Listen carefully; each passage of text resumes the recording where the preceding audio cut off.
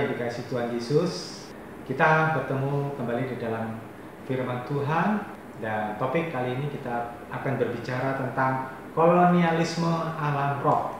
Bapak Ibu Saudara yang dikasihi Tuhan Yesus, kita hidup di dalam masa yang sangat-sangat berbahaya.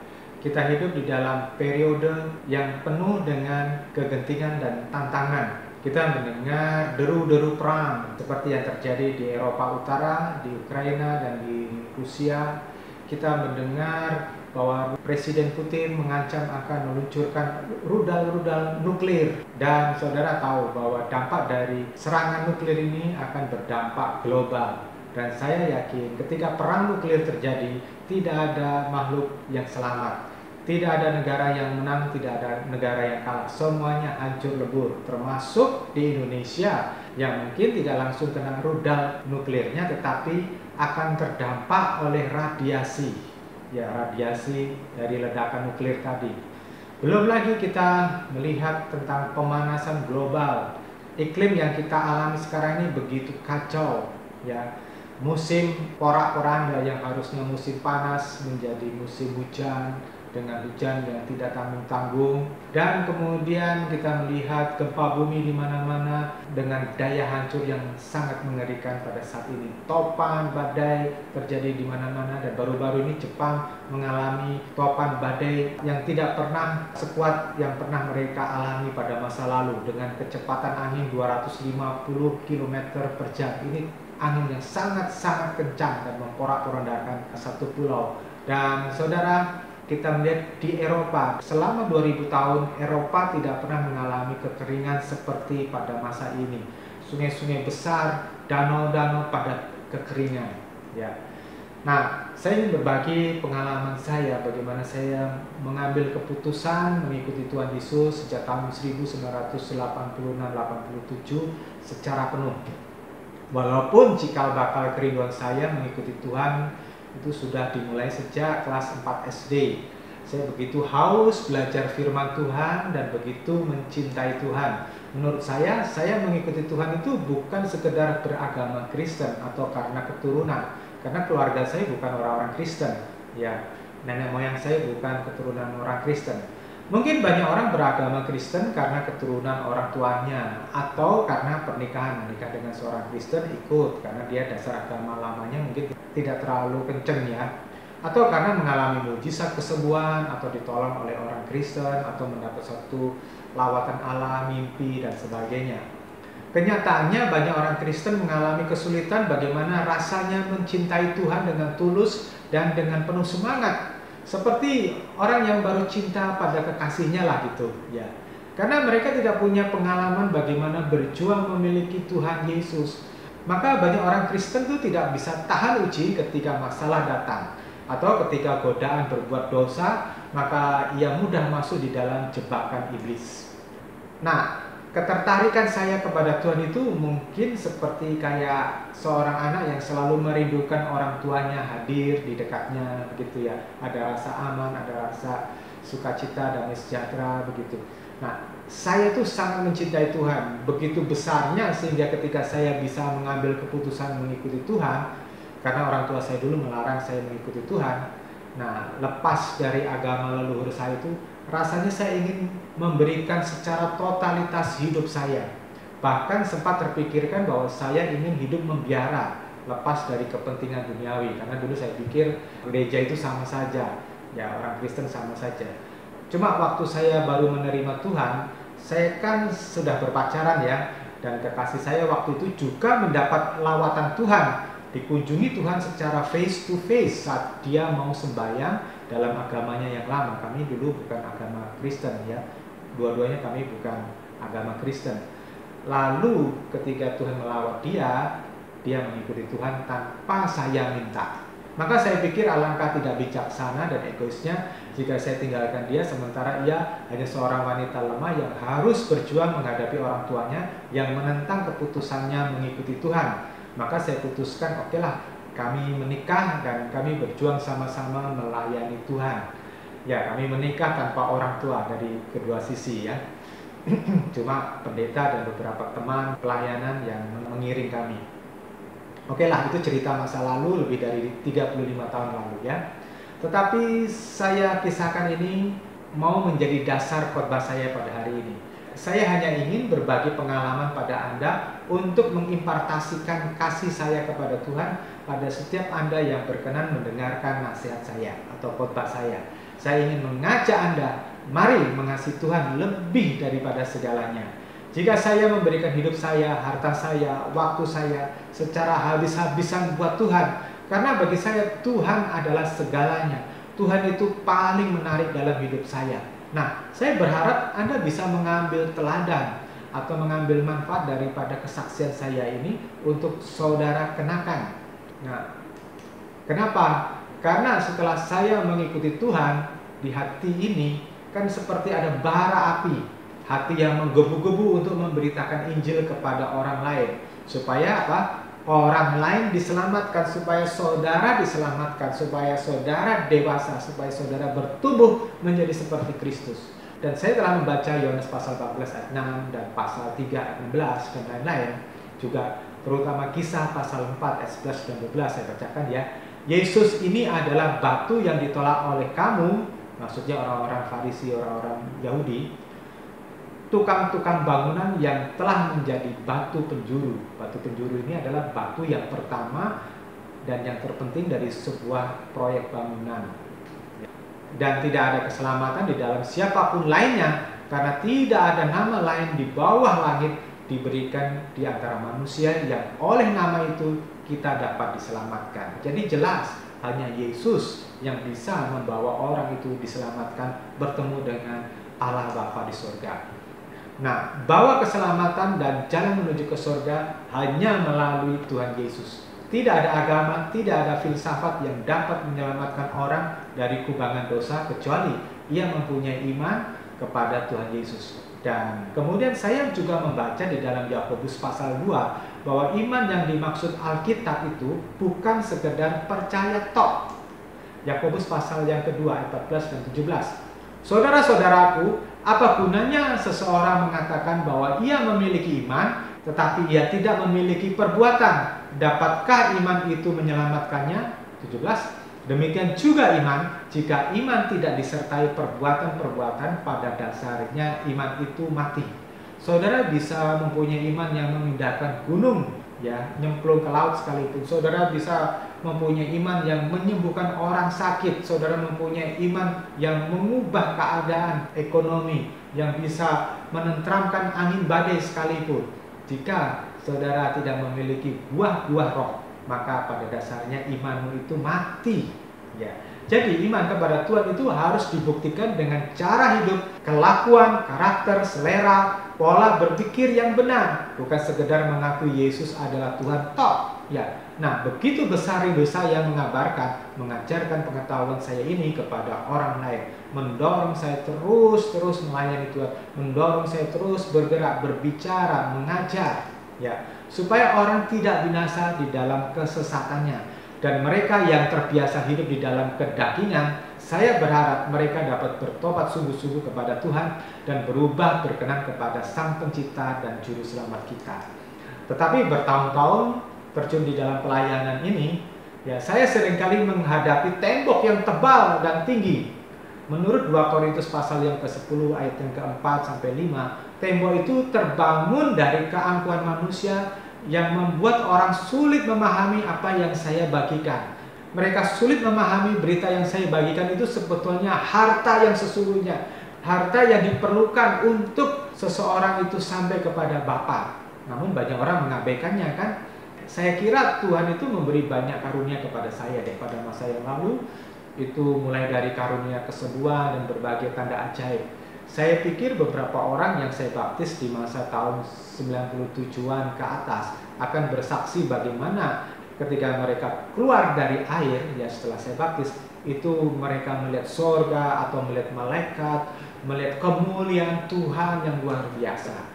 Ada banyak dari mereka mendapat karunia-karunia roh seperti penglihatan, bahasa roh, atau mujizat lainnya ketika mereka kami doakan. Tetapi tetap saja seperti ada tembok tinggi yang menutupi orang-orang tersebut untuk mengerti kehendak Allah, sehingga mereka kembali kepada hidup yang lama.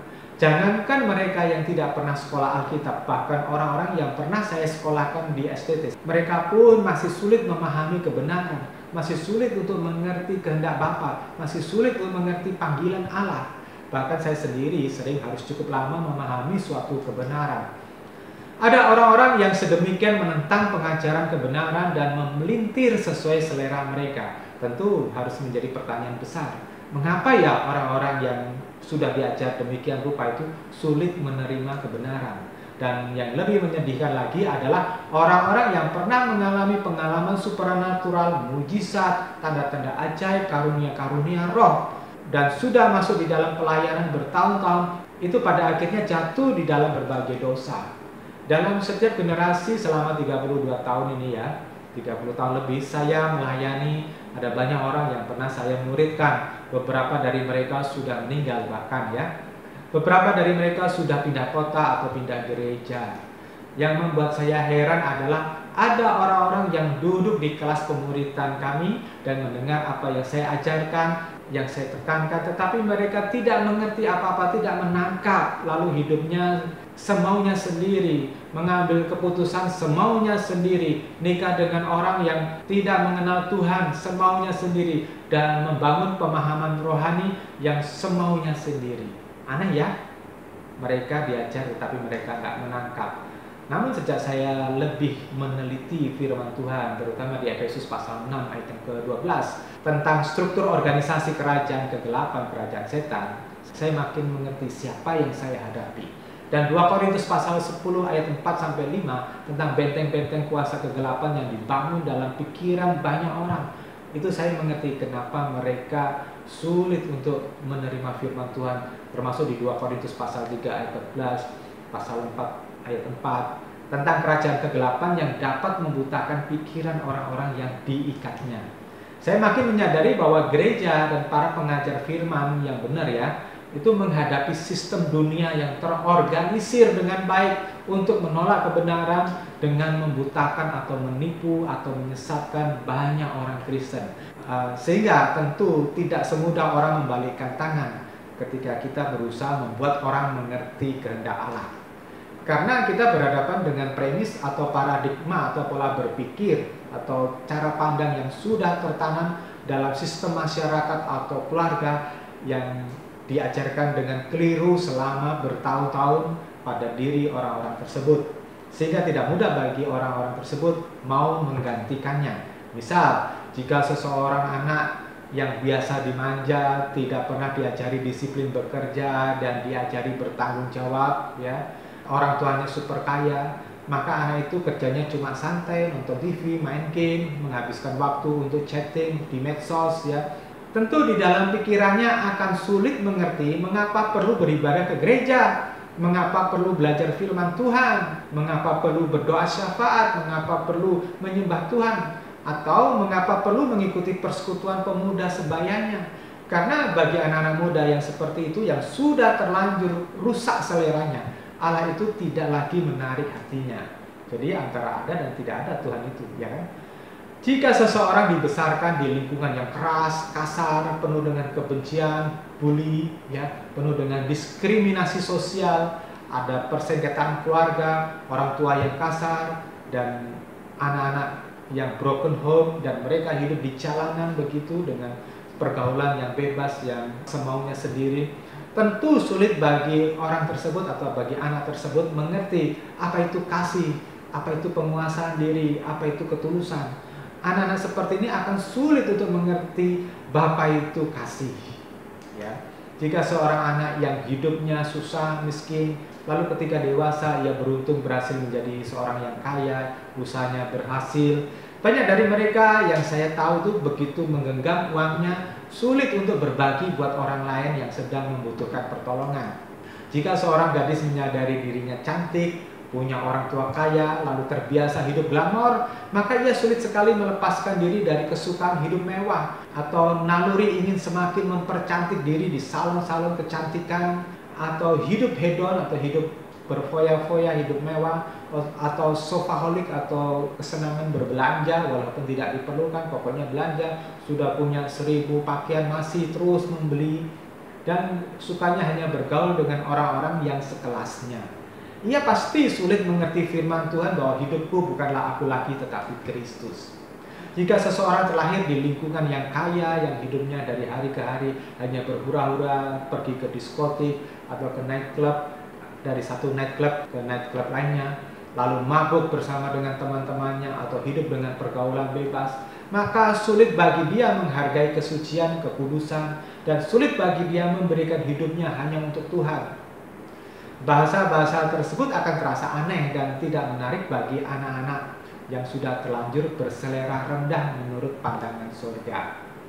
Seorang anak yang tidak pernah diajari menghargai orang lain, tidak pernah diajari berbagi pada orang lain, ya terutama yang lebih susah darinya, maka sulit baginya untuk mengerti belas kasihan dan pengorbanan untuk menolong orang lain. Apalagi jika ia sudah dalam pengaruh bahwa uang atau harta adalah segala-galanya, ia akan makin sulit menjadi orang yang memberi. Saudara-saudara yang dikasihi Tuhan Yesus, sekalipun yang kami bicarakan ini sebetulnya harta karun yang terpendam, firman Tuhan yang saya bagikan ini harta karun yang tidak ternilai, tetapi tetap sulit untuk dimengerti bahwa pesan-pesan kami ini berharga oleh mereka yang sudah terlanjur hidup secara duniawi. Namun siapakah yang mau percaya dengan perkataan kami kan? Siapakah yang mau percaya bahwa kami membawa pesan Allah ketika orang lain juga mengklaim hal yang sama, tetapi dengan direction atau jurusan yang berbeda? Nah, pesannya bertolak belakang tentu dengan pesan kami, karena mereka membagikan bahwa hidup bersama Tuhan itu mewah, hidup bersama Tuhan itu nyaman, hidup bersama Tuhan itu sukses, ada kuasa, ada mujizat, dan itu yang difokuskan, sehingga orang tidak pernah berpikir bagaimana menyenangkan hati Bapa dengan hidup yang kudus, dengan hidup yang bertanggung jawab. Ya, saya boleh katakan sebagian besar termasuk orang Kristen tanpa sadar jiwa mereka, yakni pikiran, perasaan, keinginan, nafsu, emosi mereka itu di bawah kendali roh jahat. Orang-orang ini jiwanya dijajah oleh setan tanpa mereka sadari. Mereka tidak pernah sadar bahwa setan membuat koloni dalam hidup mereka.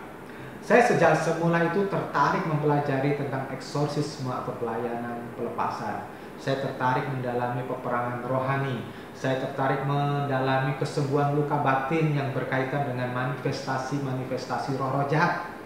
Ya, mungkin bagi beberapa orang hal tersebut itu tidak masuk akal, terutama orang yang bersikap skeptis, yang merasa bahwa dunia roh itu tidak ada, atau yang merasa aneh atau weird ya, bahwa apa yang saya bicarakan, apa yang saya layani itu tidak masuk akal. Apalagi mereka yang secara sekuler itu berpikir duniawi ya, berpikirnya hanya mencari uang, berpikirnya hanya mencari senang-senang ya. Mereka tidak akan pernah mempertimbangkan ada dunia lain selain dari apa yang biasa mereka lihat. Mungkin bagi banyak orang, saya dianggap termasuk orang-orang yang kurang kerjaan. Mereka pikir ya, ngapain sih ngurusin yang tidak kelihatan? Mendingan ngurusin bagaimana mengumpulkan harta kekayaan, bagaimana menjadi seorang miliuner ya, mengejar karier, itu kan lebih nyata. Saya masih ingat ya pengalaman saya pertama dengan eksorsisme atau pelayanan pelepasan adalah ketika saya melayani seorang pemuda. Anak ini anak yatim piatu yang dibesarkan tantenya di kota Manado. Tetapi ia lebih banyak hidup di jalanan bersama dengan gengnya yang rusak-rusakan cara hidupnya, dari kemabukan, perzinahan, perkelahian, dan sebagainya. Ia datang kepada saya ya karena dia mengeluhkan ia sangat sulit mengendalikan emosinya, walaupun dia cukup rajin ikut ibadah persekutuan dengan kami pada waktu itu. Begitu ada yang menyinggungnya, ia bisa meledak emosi tanpa terkontrol. Ya, dia bisa marah-marah, bisa merusak, bisa menyakiti orang lain. Lalu saya ajak dia berdoa dan merenungkan kebaikan Allah. Saat mulai sesi doa itu, ia mulai menggeram seperti kayak harimau. Nah, seperti itu ya. Saat itu saya sendirian dan saya pikir saya harus menghentikan sesi itu. Nah, pada malam itu saya stop. Ya, saya stop sesi selanjutnya. Dan saya lanjutkan besok malamnya. Tetapi besoknya itu saya sudah siapkan 3 orang pemuda lainnya yang dapat membantu saya jika anak itu bermanifestasi. Nah, pemuda itu bermanifestasi selama hampir 3 jam. Ya, geraman harimau itu terulang kembali dan dia sangat kuat. ya kekuatannya menjadi luar biasa. Kami berempat itu dibikin kacau balau, ya mandi keringat. Beruntung malam itu saya ada teman tadi, ada 3 orang yang membantu mengendalikan pemuda tersebut. Nah, sejak saat itu ada banyak orang yang datang meminta dilayani pelepasan dengan berbagai manifestasi yang menjijikan dan menakutkan bagi orang awam tentunya. Namun saya yang masih muda pada waktu itu dan belum banyak pengalaman dan pengetahuan, saya memiliki gairah, saya memiliki sukacita ketika melihat orang dilayani pelepasan. Cuma saya belum mengerti benar apa yang sesungguhnya terjadi pada waktu itu, ya. Berjalannya dengan waktu, Tuhan banyak mengajari saya dengan berbagai pengalaman rohani yang terus terang sampai saat ini saya masih dibuat terheran-heran dengan cara iblis menyusup dalam diri seseorang. Saya tahu otak manusia itu kompleks, ya, ada sistem limbik untuk menyimpan memori kita, ibaratnya itu hard disk lah gitu, tempat menyimpan data kalau di komputer, ya. Dan ada sistem prefrontal cortex atau PFC sebagai alat prosesornya, sebagai tempat kita mengambil keputusan, memproses data, memproses ingatan-ingatan kita, memori-memori kita untuk kita mengambil keputusan yang bijaksana. Itu PFC itu fungsinya, ya, ada di sini di jidat. Saya terus mendalami bagaimana iblis dan antek-anteknya, yaitu roh-roh jahat, dapat menguasai dan menjajah sistem kita mengendalikan keputusan, ya, sistem prosesor kita di otak kita, ya, di PVC. Nah, ini gambar PVC tadi, prefrontal cortex itu ada di sini di depan, ya. Nah, ketika PVC ini ketika PVC ini rusak, maka orang tersebut tidak punya nilai diri, tidak ada pengendalian lagi, tidak ada integritas. Yang bekerja adalah naluri binatang yang buas. Maka orang akan meledakkan emosinya tanpa kendali. Orang tidak memiliki sopan santun lagi, orang tidak memiliki moral lagi, tidak memiliki etika lagi, dan dosa itu dianggap biasa-biasa, ya. Mari kita membahas dari Matius 12 ayat 43-45, ya. Ketika roh jahat itu keluar dari manusia, ia melewati tempat-tempat yang tidak berair untuk mencari tempat istirahat, tetapi tidak menemukannya. Lalu ia berkata, aku akan kembali ke rumahku, tempat aku keluar. Dan ketika tiba, ia mendapati rumah itu kosong, sudah disapu dan teratur. Kemudian roh jahat itu pergi dan membawa bersamanya 7 roh lainnya yang lebih jahat darinya, dan mereka masuk serta tinggal di sana. Akhirnya keadaan orang itu menjadi jauh lebih buruk daripada sebelumnya. Demikian juga yang akan terjadi dengan generasi yang jahat ini. Dahulu saya berpikir orang yang dilayani pelepasan seperti yang saya lakukan pada puluhan tahun yang lalu akan bisa permanen pelepasannya. Tentu saya telah membaca Matius pasal 12 ayat 43-45 itu berulang-ulang pada beberapa waktu yang lalu.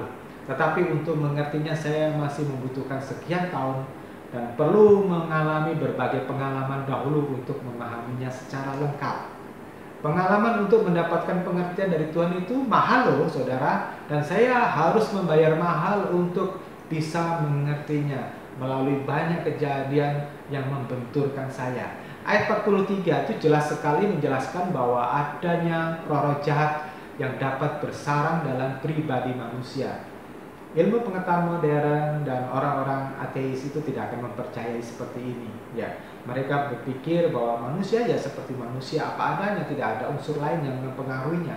Tetapi pengalaman saya membuktikan bahwa orang-orang banyak yang dikendalikan oleh roh jahat. Nah, roh jahat di sini berasal dari kata aktarton pneuma atau unclean spirit, roh yang tidak bersih, roh yang najis, yakni roh yang impure atau roh yang tidak suci secara moral. Dengan kata lain, Tuhan mengajarkan bahwa seseorang yang secara moral hidupnya liar, tidak ada norma-norma ilahi, dan hidupnya terfokus kepada dirinya sendiri atau self-center, dan cara berpikirnya meleset dari pikiran Tuhan, dan cara berpikirnya meleset dari apa yang dikehendaki Tuhan, pasti berasal dari unclean spirit yang mendiami hatinya. Orang tersebut sebetulnya kesurupan, walaupun mungkin dia masih kelihatan kayak wajar-wajar saja. Pengalaman saya membuktikan demikian kok. Seperti cerita pengalaman pertama saya melayani pemuda yang dikuasai emosi tinggi tadi ya. Ya, walaupun saya bukan ahli ilmu jiwa, tetapi dengan mengkaitkan apa yang tertulis di dalam Alkitab dengan fenomena jiwa yang saya percaya ada sesuatu yang dapat mengacaukan seseorang dalam bersikap, dalam mengambil keputusan, dalam mengekspresikan emosi. Dan sesuatu itu tidak lain daripada roh-roh yang tidak kelihatan, yang jahat, yang impure, yang najis, yang unclean tadi. Ya. Ada gangguan sehingga seseorang itu tidak bisa menggunakan PFC-nya tadi secara bijaksana lalu mengambil keputusan-keputusan yang benar. Karena kan harusnya PFC itu berfungsi memproses pikiran kita supaya kita bertindak benar ya, tetapi beberapa orang itu jelas tidak mampu melakukannya dengan baik. Beberapa orang itu sulit untuk bisa menangkap firman Tuhan, sulit untuk menerima firman Tuhan dan menjadikan sebagai panduan dalam hidupnya. Orang-orang ini jelas sekali terlihat rusak dalam kelakuan, dalam tabiat, dalam kebiasaan. Mereka itu sifatnya kasar, pemarah, pembohong, kriminal, pemabuk, suka berzina, pecuri, dan lain-lain. Jelas sekali kuasa roh jahat itu mengendalikan jiwanya. Mereka ini adalah kelompok pertama yang saya amati. Mereka tidak sungkan-sungkan untuk berbuat dosa dan bertabiat buruk. Mereka tidak ada takutnya lagi berbuat dosa, mulai dari semua perbuatan amoral, meledakkan emosinya, sampai dengan perbuatan yang kejam atau perbuatan yang tidak berperi kemanusiaan, termasuk menipu, mencuri milik orang lain ya, sehingga korbannya benar-benar hancur atau dibuat susah, dan mereka tidak peduli orang susah apa enggak ya. Nah, karena mereka tidak lagi punya nilai-nilai etika atau moral sama sekali di dalam jiwanya. Namun saya telah menemukan fenomena lainnya Bapak Ibu ya.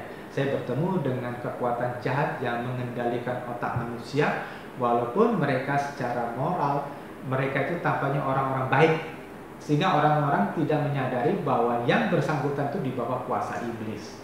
Ada orang-orang yang terdidik secara etika cukup baik, terdidik secara kognitif dengan baik, misalnya dapat sekolah ya sampai ke level S1, S2, S3, atau hidup di lingkungan agamawi yang cukup baik ya, misalnya lingkungannya itu orang-orang gereja ya, pelayanan gitu. Tetapi saya menemukan pada beberapa orang pada suatu saat atau pada masa tuanya berlaku najis atau jahat atau berubah berkarakter jelek. Ada suatu dorongan liar dari dalam dirinya yang akhirnya membuat dia tidak bisa mengendalikan diri, atau yang menabur pengaruh sesat dengan ajaran-ajaran sesat, dengan ajaran-ajaran yang membuat orang itu tidak mencintai Tuhan sungguh-sungguh. Kalau seseorang itu mempengaruhi orang lain pergi ke dukun atau kuasa kegelapan, maka itu jelas orang itu di dalam kuasa dosa, di dalam kuasa roh jahat ya, jelas itu jalurnya. Tetapi membuat atau mempengaruhi orang lain menjadi suam-suam kuku ya, atau salah memandang Tuhan ya, salah doktrin, itu penyesatan yang halus. Pengendalian roh jahat tidak selalu serta-merta membuat orang menjadi tampak jahat, tampak liar, dengan temperamen yang keras, yang kasar, yang sudah jelas itu seperti kayak penjahat gitu. Saya menemukan beberapa orang yang tampak sopan, bahkan bisa tampak agamawi karena terlibat di dalam pelayanan, bahkan menjadi seorang pengkhotbah sekalipun ya. Tetapi suatu saat saya mendapati dia benar-benar melenceng dari kekudusan Allah. Saya pernah melayani seseorang yang aktif melayani, tetapi orang itu memiliki keganjilan.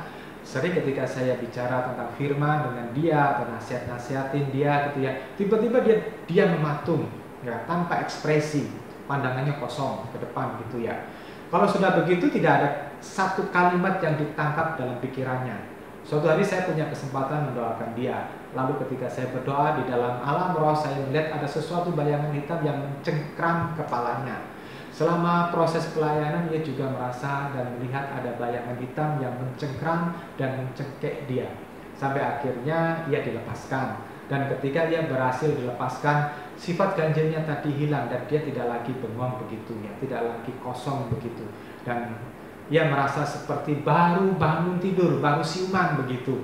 Ya, sepertinya kemarin-kemarin itu seperti orang masuk di dalam mimpi gitu. Anda tidak akan mempercayai jika Anda tidak melihat sendiri dan mengalami sendiri ya. Saya mau sedikit mengulas tentang indigo atau kemampuan melihat roh.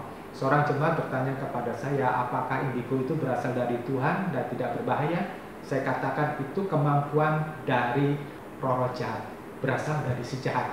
Biasanya itu datang dari kutuk dari orang tua atau nenek moyang yang hidup dalam kebiasaan yang gelap. Sekalipun dia orang Kristen ya, itu jalur kutuk. Terbukti ini terjadi pada seorang anak muda yang pernah saya layani ya. Nah, dia sering terganggu oleh penampakan seperti ada anak-anak kecil yang mengajaknya bermain, tetapi sebetulnya tidak nyata. Lalu dia datang ke gereja di mana ia suka beribadah selama kuliah ya, karena dia kuliahnya di tempat lain, di kota lain. Nah, gereja itu cukup mengerti tentang pelayanan eksorsisme. Saat dilayani pelepasan dia bermanifestasi luar biasa, dan saya katakan kepada jemaat yang bertanya apakah ada pengaruh buruk jika tidak dilepaskan. Nah, setelah dilayani pelepasan dia merasa plong, ya, merasa lebih sukacita. Tadi kan saya ditanya apakah ada pengaruh buruk jika tidak dilepaskan. Saya katakan namanya roh jahat cepat atau lambat akan membuat orang yang ditinggalinya itu akan makin menjauh dari Tuhan.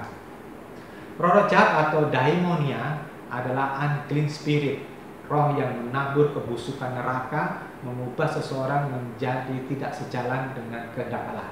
Mereka membutuhkan manusia untuk bisa melampiaskan keinginan dosa mereka. Maka mereka tetap memerlukan manusia. Roh jahat itu tidak bisa menikmati seks dengan sendirinya.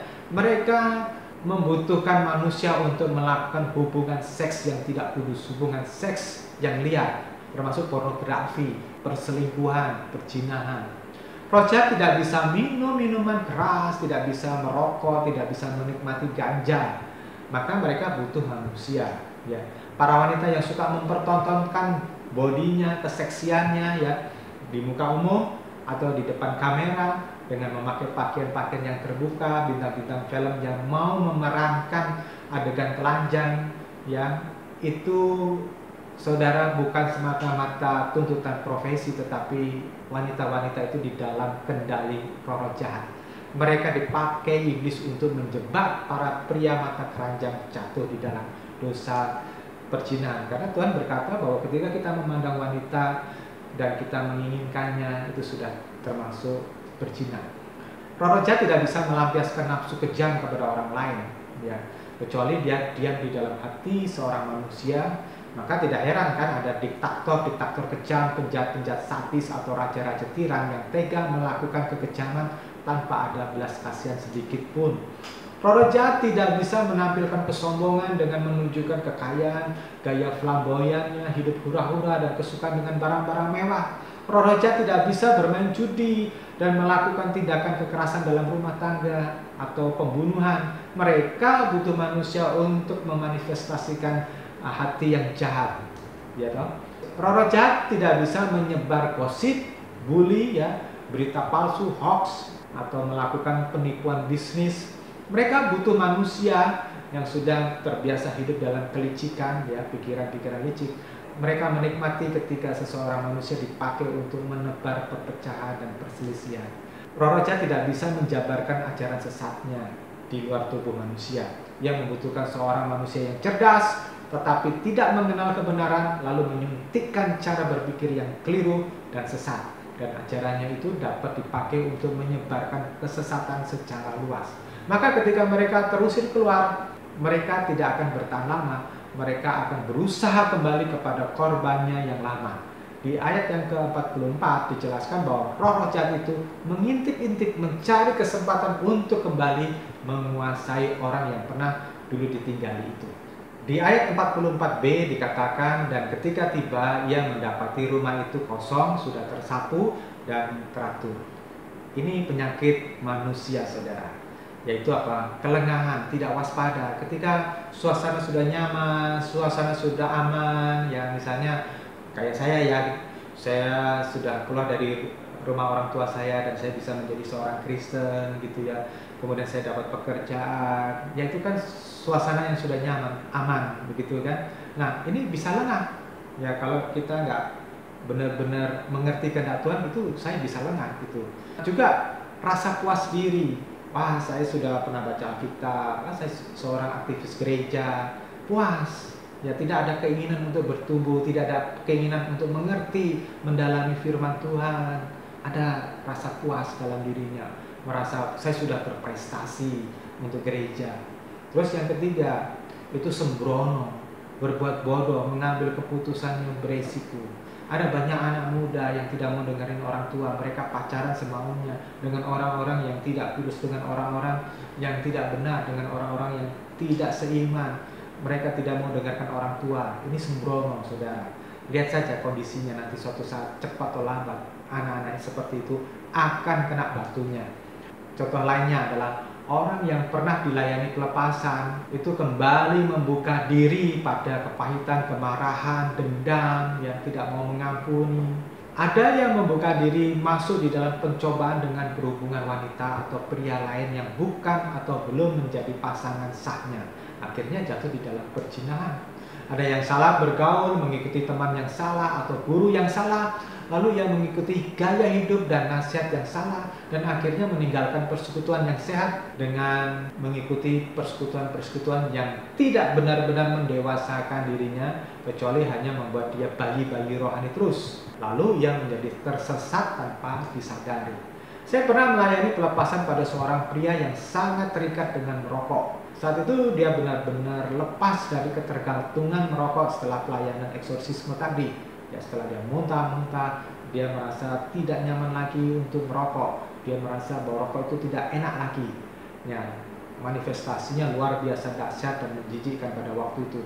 Namun setelah berjauhan dari saya, ia kembali kepada kebiasaan yang lama. Karena lingkungan gerejanya itu melakukan kebiasaan tersebut, akhirnya dia terseret lagi. Dan saudara, dia kondisinya keadaannya sekarang itu parah, dia sakit lagi. Orang-orang yang seperti ini, yang salah melangkah ini, pada saat ia mulai melupakan ajaran kebenaran dan melangkah di luar kehendak Allah, ia sama saja membiarkan rumahnya kosong, tidak terjaga. Saya melihat saat seseorang itu mendekati jebakan iblis, ia memang belum melakukan perbuatan dosa. Misalnya ketika ia merasa ada perasaan bangga ya kepada kelebihan fisiknya, misalnya dia cantik, ya gagah gitu ya, atau dia bangga memiliki harta atau jabatan atau prestasi tertentu, ya prestasi yang dicapainya gitu. Itu belum perbuatan dosa, tapi dosa udah mengintip-ngintip itu. Atau yang lainnya ketika dia tersinggung karena perkataan temannya, ya itu belum masuk di dalam dosa, tapi dia sudah masuk melangkah kepada jebakan dosa. Nah, pada saat itulah orang tersebut membuka celah, membuka pintu lebar-lebar, membobolkan tembok pertahanan rohaninya sendiri, membuka peluang bagi roh jahat untuk kembali masuk. Dikatakan di ayat 44 tadi, rumah lama itu sudah bersih, tersapu dan rapi. Ya, rapi, sudah tertata.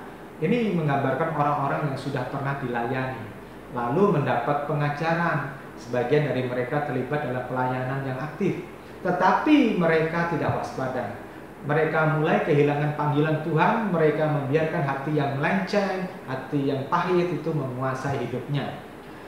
Orientasi hidupnya berubah dari melayani Allah, dari erat dalam persekutuan, ya, lalu sibuk mengurusi bisnisnya, sibuk mengumpulkan uang, sibuk mengurusi keluarga dan lain-lain, atau sibuk memenuhi target perusahaan yang menyita waktunya. Nah, kalau ia tidak waspada, ia bisa berubah cita rasanya. Tuhan akhirnya bukan satu-satunya yang paling menarik, atau ia tanpa sadar masuk di dalam kondisi suam-suam kuku atau kehilangan kasih mula-mula. Saya sudah terlalu sering melihat orang-orang yang kembali kepada kubangan lama. 2 Petrus 2 ayat 22 ya. Mereka tidak sadar telah menelan muntahan dari neraka kembali. Banyak orang muda itu jatuh sedemikian rupa dan mereka hidup morat-marit. Pandangan hidup mereka tidak lagi kepada Tuhan tetapi kepada dunia. Tapi juga banyak orang tua yang juga hidupnya tidak benar, hidupnya hanya untuk dirinya sendiri. Tidak sedikit saya melayani orang-orang yang mengalami kerusakan syaraf di PFC-nya sehingga tidak mampu berpikir normal. Tidak sedikit orang yang menjadi stres dan bahkan melakukan percobaan bunuh diri tanpa sadar. Ya, di situ saya menemukan bahwa ada kaitan yang kuat antara keinginan bunuh diri atau merusak diri dengan penguasaan roh jahat. Beberapa kasus bunuh diri yang saya pernah tangani, Orang-orang yang melakukan percobaan bunuh diri maupun yang berhasil bunuh diri itu mengalami stres tingkat tinggi dan tanpa sadar ia seperti dikendalikan untuk berbuat nekat. Maka di ayat 45 dikatakan bahwa keadaan orang itu lebih buruk dari semula. Ya, itu benar sekali loh Bapak Ibu. Saya bertemu dengan banyak orang yang boleh dikatakan sudah sedemikian rusak cita rasanya, sudah rusak jiwanya, dan sulit untuk diperbaiki. Dinasihati kayak apa, sulit untuk berubah. Pada tingkat tertentu, orang yang kembali ke kubangan lama akan berkelakuan sangat jahat, sangat najis. Ada yang lantas menjadi stres dan menjadi gila, tidak dapat mengendalikan diri, atau yang menjadi begitu fanatik dengan keyakinannya yang salah. Jadi belajar dari Matius 12 ayat 43-45, pertanyaan yang paling penting adalah bagaimana bisa melepaskan diri dari ikatan roh jahat yang sudah terlanjur masuk. Yang kedua, bagaimana supaya roh jahat itu tidak masuk dan menguasai jiwa kita. Kalau pertanyaan yang pertama, saya berkata itu tidak ada sebuah metode yang baku. Melayani orang yang bermanifestasi liar atau yang kesurupan atau demonic possession itu relatif mudah loh. Mudahnya itu karena dengan berdoa saja, dengan memakai otoritas Tuhan, itu dapat melepaskan dan memerdekakan orang-orang tersebut ya.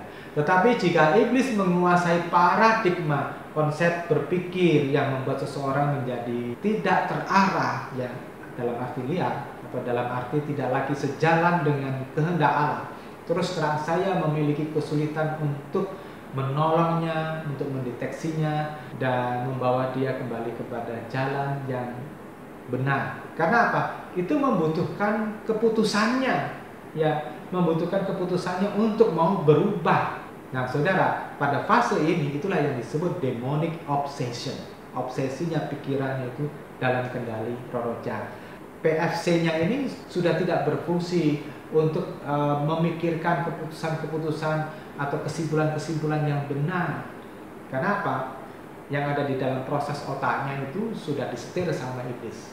Hanya sesekali Tuhan menolong saya mengungkapkan ikatan yang mereka alami sehingga dapat membantu mereka melepaskan diri. Apalagi jika orang tersebut sengaja menjauhkan diri dari saya, ya, atau menolak apa yang saya ajarkan. Orang-orang tersebut semakin tidak tertolong dalam kesesatannya. Misalnya, ya, karena khotbah yang saya bagikan ini cukup keras, mereka akhirnya pergi dan meninggalkan gereja kita. Ya, tapi ya nggak apa-apa, itu keputusan mereka, toh, gitu. Mengambil keputusan untuk mencari khotbah-khotbah yang susu atau bahkan dia lebih suka khotbah-khotbah racun, ya. Karena orang-orang pada kondisi ini adalah orang-orang normal secara fisik, jadi kelihatannya bagus-bagus saja. Ada kesadaran intelektual, tetapi kesadaran ilahinya itu sudah mati. Dan biasanya orang-orang ini digiring iblis menjauhi kami supaya telinganya itu tidak mendengar pengajaran-pengajaran yang tegas, yang keras, yang benar. Ya.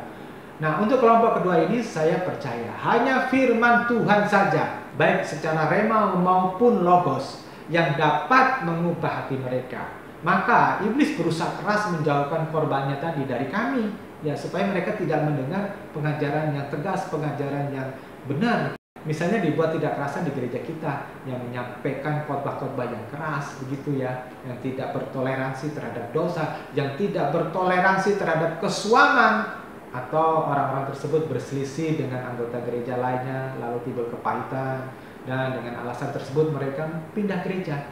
Saya bilang iblis memang lihai memanipulasi pikiran orang. Maka benar Amsal 4 ayat 23, peliharalah hatimu dengan segala kewaspadaan, karena dari sanalah pancaran kehidupan. Jagalah hatimu saudara, ya, jangan sampai semua sinyal-sinyal itu saudara telan, saudara nikmati. Karena kalau saudara berhasil menelan pengetahuan atau nasihat dari si jahat, saudara akan celaka. Saudara, Amsal pasal 4 ayat 23 itu adalah nasihat yang sangat bagus untuk saudara membuat pertahanan yang baik, menjaga hati. Lalu di Mazmur 26 ayat 2, periksalah atau ujilah aku, ya Tuhan, dan uji atau cobalah aku, murnikan batinku dan hatiku. Jika Anda mau rendah hati dan membiarkan Roh Kudus memeriksa hati Anda akan berjalan di jalur yang tepat yang dipimpin oleh Roh Kudus menuju kepada tahta Bapa. Mazmur 139 ayat 23, selidikilah aku ya Allah dan kenalilah hatiku, ujilah aku dan kenalilah pikiran-pikiranku. Saudara, perlu saudara itu minta kepada Tuhan untuk mengerti pikiranmu itu sesat atau benar. Kenapa? Kita tuh perlu mengizinkan Tuhan untuk mengoreksi diri kita, mengoreksi batin kita. Saya percaya jika orang benar-benar mau mempelajari firman dengan kerendahan hati, dengan kelemah lembutan, mau mendengarkan nasihat-nasihat orang yang benar-benar membawakan kebenaran, orang yang seburuk apapun itu bisa berubah menjadi berkenan kepada Allah. Amin.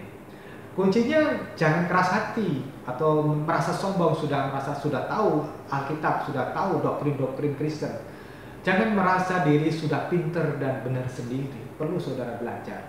Maka di 2 Timotius pasal 3 ayat 15-16, sebagaimana sejak kecil kamu sudah mengenal kitab suci yang sanggup memberimu hikmat kepada keselamatan melalui iman dalam Yesus Kristus. Semua kitab suci dinapasi oleh Allah dan bermanfaat untuk mengajar, untuk menyatakan kesalahan, untuk memperbaiki kelakuan, dan untuk mendidik dalam kebenaran. Saudara, dinapasi atau diinspirasi atau diilhami itu maksudnya adalah sumbernya atau asalnya itu dari Roh Kudus, ya. Karena kita harus terus menyaring atau memfilter motivasi kita, apakah tulus atau terbesit akal busuk, ya, akal bulus yang dasarnya adalah self-center atau mementingkan diri sendiri. Otak kita itu mudah diselewengkan ke arah yang salah, hamartia, ya, tidak tepat sasaran akhirnya. Bila tidak hati-hati, siapapun dia, walaupun dia pendeta besar sekalipun, tetap mudah ditipu oleh iblis jika tidak waspada pikirannya, jika ia tidak mengenali kelemahannya. Itulah sebabnya kita tidak mengkhotbahkan tentang mujizat, tentang kuasa. Juga tidak pernah kita mendorong ada manifestasi-manifestasi ajaib seperti karunia-karunia supranatural. Saya membawa jemaat kita supaya makin mengerti kehendak Allah, yakni supaya kita semakin menjadi seperti Kristus, baik di dalam karakter, cita rasa, atau selera kita. Saudara, kesembuhan ilahi bukan jawaban ketika engkau sakit. Terobosan ekonomi bukan jawaban ketika engkau bangkrut atau ketika engkau miskin. Ya, apa artinya kaya? Apa artinya dapat duit banyak jika hatimu tetap busuk, jika hatimu tetap gelap? Saya terus mengarahkan Anda untuk dapat mengerti tentang kekudusan. Anda harus bisa menangkap nats yang berkata, sebab aku kudus, maksudnya Tuhan, maka engkau, yaitu kita, harus kudus. Di dalam 1 Petrus pasal 1 ayat 15-16. Membayangkan tuntunan Allah seperti ini, bila Anda dapat sadar seperti saya sadari saat ini, Anda akan merasakan kegentaran seperti yang saya alami. Itu sebabnya saya tidak berani bergeming atau lari dari panggilan melayani beliau. Berbicara tentang selera, marilah Anda masing-masing jujur. Apa yang menjadi fokus hidup atau tujuan hidupmu? Hartakah, uangkah, pasangan hidupkah, atau Tuhan? Apa yang bisa membuat engkau bahagia dan puas? Apakah seks, harta, kehormatan, kecantikan, barang-barang mewah, atau Tuhan? Ya. Orang yang terbiasa membiarkan pikirannya ngeres, maka kalau dia pria melihat wanita seksi, wah, itu adalah hal yang paling menarik dalam hidupnya. Kalau dia wanita, maka ketika dia melihat pria-pria ganteng atau yang bertubuh maco, itu akan mudah terangsang libidonya, ya. Atau pria-pria yang berharta banyak, itu akan membuat matanya silau, ya, terus kemudian ngintil seperti kayak kebo dicucuk hidungnya. Orang-orang yang menghargai uang sebagai yang utama tidak akan tertarik melayani Tuhan dengan tulus. Ada seorang teman yang kaya raya yang suka menyumbang pelayanan, suatu hari berkata, kita harus menyokong gereja dan pelayanan-pelayanan doa, ya, karena doa-doa mereka lah maka usaha kita dapat berhasil. Sebetulnya dari perkataan itu terbesit bahwa dia itu Tuhannya adalah uang, ya. Dia takut menjadi miskin dan dia memanfaatkan Tuhan untuk mendapatkan uang, ya. Saya mengajak Anda semua, mari lepaskan keterikatanmu pada pesona dunia. Dunia ini tidak bisa menjamin kebahagiaan saudara secara permanen, ya. Saya mengajak Anda, mari jangan main-main lagi dengan dosa. Juga jangan memandang remeh Tuhan. Hormati Tuhan dengan benar. Matius 12 ayat 45. Kemudian roh jahat itu pergi dan membawa bersamanya 7 roh lain yang lebih jahat darinya, dan mereka masuk serta tinggal di sana. Akhirnya keadaan orang itu menjadi lebih buruk daripada sebelumnya. Demikian juga yang terjadi dengan generasi yang jahat ini. Saudara, gereja di Eropa itu sudah bangkrut.